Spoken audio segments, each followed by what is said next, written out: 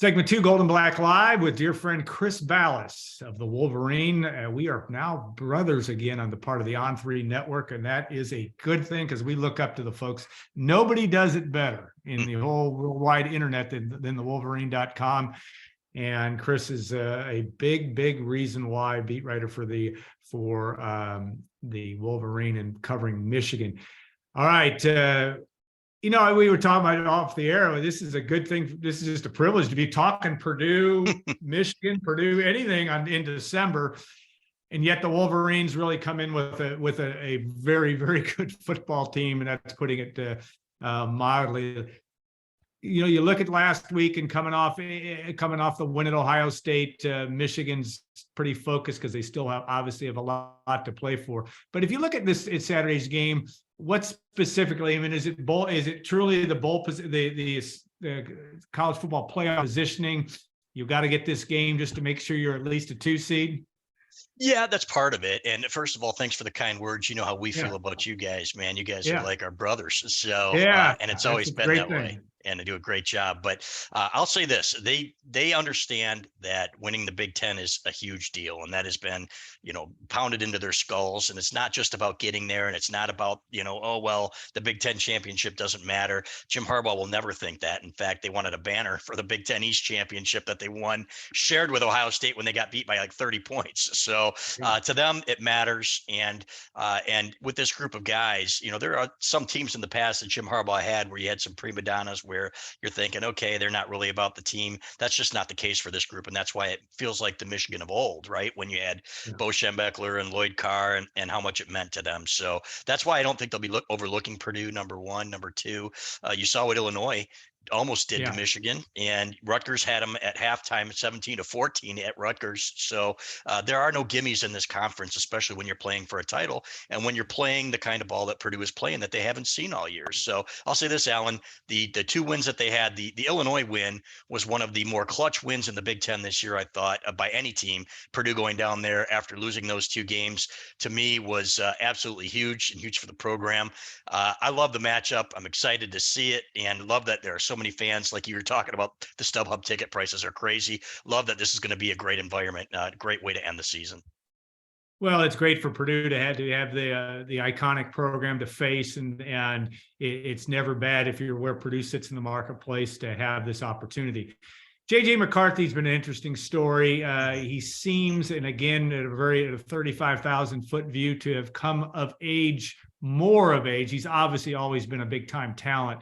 But what he did at Ohio Stadium last week got everybody's attention of just how good this guy can be. What changed from that standpoint in terms of Jim Harbaugh's offense and what they're trying to get done and his performance? Yeah, number one was the way Ohio State played them. They really had no choice. They sold out to stop the run. They went cover 0 on some plays. And at that point, you've got to ask your quarterback and your receivers to make some plays. Indiana was the closest, I think, to doing that. And they came out and trusted J.J. McCarthy, even deep in his own end, to make plays. And he did. He threw for over 300 yards. And against Ohio State, the receivers started to step up, and he didn't overthrow the long ball. And that was one of his issues all year was, as Jim Harbaugh said, if you're that wide open, just put it on him. It doesn't matter. It doesn't have to be perfect. It just has to be catchable.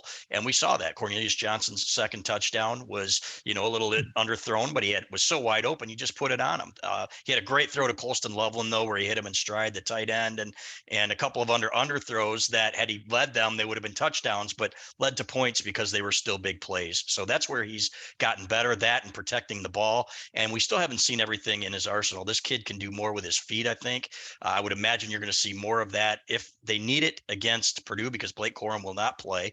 Michigan's outstanding running back. Donovan Edwards is still good, obviously, but if they need more of that, then you'll see it. They aren't going to be holding anything back. I can promise you that, because they want to win the Big Ten and they understand that you don't take anybody for granted. Yeah, and I think that's an interesting thing at Michigan, and Jim Harbaugh maligned maybe a couple of years ago, but this is a guy that's a seasoned coach that knows how to get it done. I mean, to give me your impressions of him and how, things will look different in 2020 than they do right now for him and his program, and all this talk about maybe him going to the Vikings, whatever.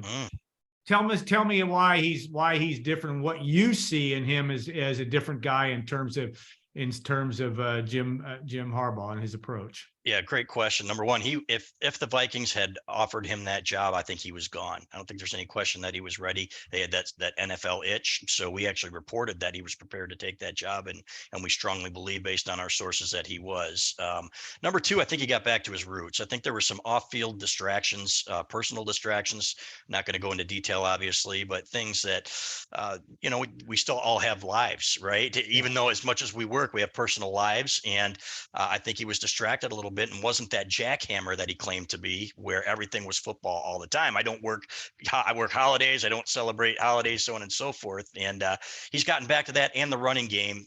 You know what? They went to speed and space, and that was not Michigan's identity when Josh Gaddis was here as the offensive coordinator. They got back to pounding the ball and not apologizing for it. At one point, Alan, I think somebody told him that you aren't going to beat Ohio State that way, so he changed his approach, and he said, screw it. You know what? It didn't work. We're going to go back to the way I want to do it. And now you see what's happening. They've got a bruising offensive line. They've got great backs. They've got just enough of a passing game, and quarterbacks, even Cade McNamara last year, that could make it happen, whether they were game managers or asked to throw for 300 yards in a game. So you add that all up, and you get those guys back that are football players instead of some of the prima donna 5 stars they had. You've got a great recipe for success, and you see them living it right now. Yeah, from a Purdue perspective, I kind of wish the Wolverines were back to where they were a couple of years ago. Because I mean, in all seriousness, I think you're exactly right. And again, watching it from where I sit, which isn't every play, but they've just gotten back to playing like Michigan should play, and that is a very clear thing. All right, if you're Purdue, and you're trying to figure out a way to win this game, what do you have to do?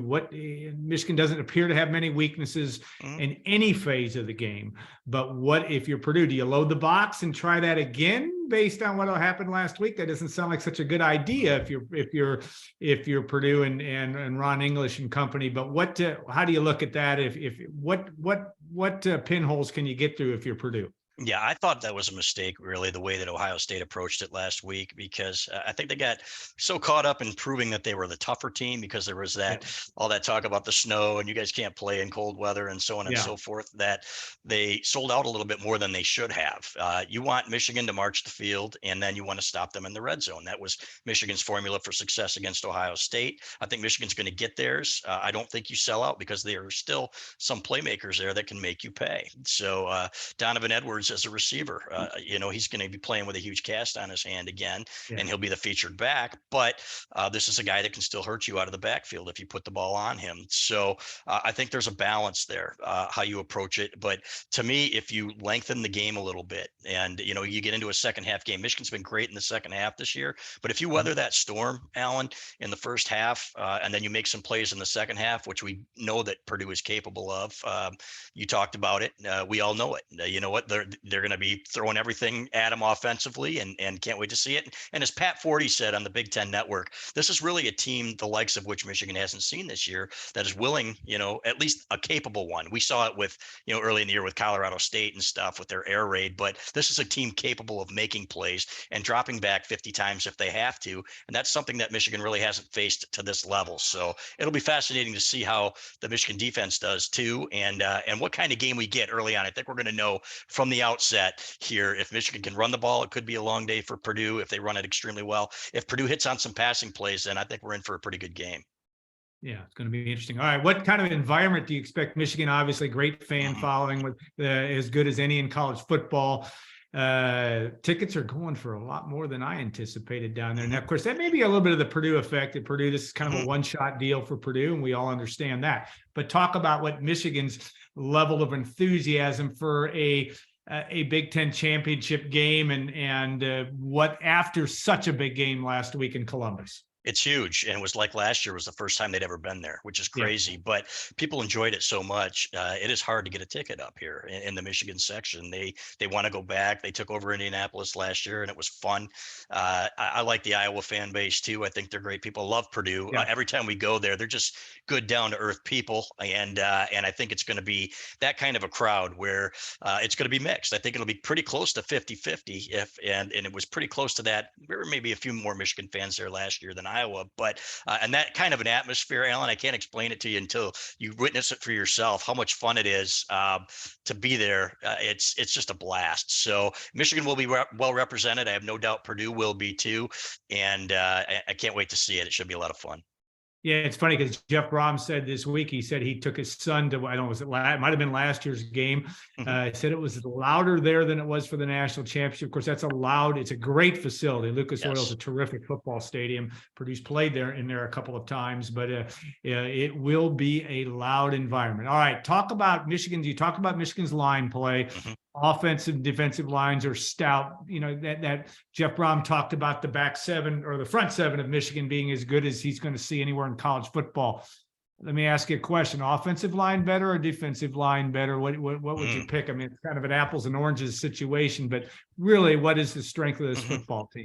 Yeah, I think when the offensive line is healthy, which it is now, I think it's the offensive line. You've got probably the Remington winner and Olu Oluwatimi, who's just bullying people off the ball, and two interior guards. Really, the best rushing offense interior line that I've seen covering Michigan in my 25 years, and probably going back to the early 1990s. They can just push you off the ball even if you do stack the line, and the tackles have been really good run blockers at times, and but overall 1 to 5, just unbelievable the way they move the line of scrimmage. Defensive line, I don't think you're going to see a healthy Mike Morris still, and that's a big deal. He was limited last week, so the pass rush might be a little bit limited. They had a kid in Braden McGregor step up in his absence, but Morris was the Big Ten Defensive Lineman of the Year for a reason. If he's not 100%, I think that's something that could affect them. And so they aren't great at getting to the passer, not like last year when you had Aiden Hutchinson and David Ojabo, but that back end has been so good in coverage, Alan, that they've kind of made up for that, and they pick their spots. It's more coverage based than blitz based. I don't think you're going to see all out blitzes. They'll pick their spots. And if Aiden O'Connell gets comfortable, then I think maybe you'll see them bring a little bit more, but they're going to try to make him beat him by finding his receivers. If he's patient, then some plays can open up. But the interior line's gotten a little bit better as pass rushing goes. But long-winded answer to your question, the offensive line a little bit better because the Michigan defensive line is banged up, but those guys are really good too and really stout in the middle of that line. All right, last question, or second to last question. The chunk plays, Michigan pulled off so many of them last week. It was really shocking in terms of in the passing game as well. Talk about your receivers. They're obviously skilled, but guys that Purdue, because Purdue struggled sometimes in the secondary this year in moments. So there's plenty to go around, but some specifics of some guys that Purdue fans will have to be watching out for. Yeah, by Michigan standards, historically, I think this is a solid group, and certainly not. I think Ronnie Bell, who's their leading receiver with about 700 yards, would probably be the number 3 receiver on some of the better Michigan receiver teams in the past. So, but he can make plays and he can get behind you. They've just been inconsistent. Roman Wilson, for example, has all the talent in the world. He's got a ton of speed. He's barely caught any passes in the last 4 or 5 weeks. Now, maybe they unleash him and do some things deep with him, but Cornelius Johnson had been maligned before he had his 2 big receptions last week against Ohio State for dropping some passes and not getting open. That had been an issue for them. They just happened to come up against a defense that got a little bit too they were a little overconfident, I would say, and Ohio State was. So, and these guys picked the good time to play their best games, but they're not great at the 50-50 balls. So they're going to have to get some separation. And the tight ends is what I would really watch if I were Purdue. Colston Loveland's come on, the freshman. Luke Schoonmaker is one of the best in the Big Ten. So those are favorite targets of JJ McCarthy's. I don't look at this as a huge matchup advantage for Michigan, to be honest with you. They're going to have to play well again to do some things in the air. All right, if you were a gambling person, and none of us are in this world, are we? But if you're going to pick this game, what are you seeing as your score? Yeah, I'd like something like 34-17. I think Michigan pulls away late. I think if this is a game at the half, then I think it's going to be there for the taking. I really do. I don't think Michigan is overlooking Purdue in any way, shape, or form. I just think that the firepower and the way that they've been wearing teams down in the second half this year, allowing only 5.4 points per game in second halves of games this year is unbelievable. To outscore Ohio State 28-3 at their place in the second half is phenomenal. So I think though, if Purdue weathers the storm, then they've got a chance to hang around. I just think Michigan has too much and they pull away late.